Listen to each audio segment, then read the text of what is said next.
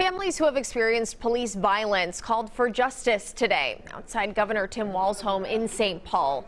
With jury selection in the Derek Chauvin trial starting Monday, David Schuman tells us how community leaders are keeping the pressure on for change. Ain't no power like the power of the people, because the power of the people don't stop. Accountability, justice, transparency. The protesters here Saturday feel there hasn't been enough of any of it since George Floyd's death. Not enough progress, they say. We just want a fair shot.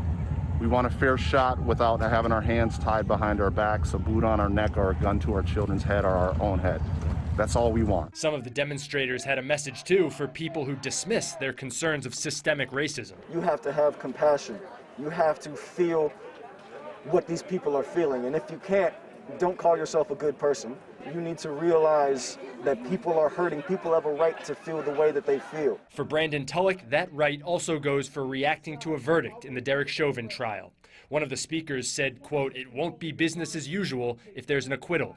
Another advocated for laws to hold police accountable, such as ending qualified immunity. The eyes of the world are going to be on Minnesota with this upcoming trial, but our eyes cannot leave the legislature.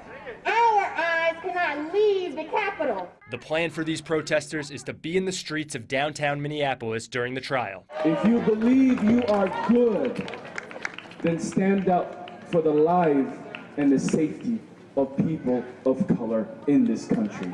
In St. Paul, David Schuman, WCCO 4 News. We reached out to Governor Walz for comment on today's protests. We have not heard back.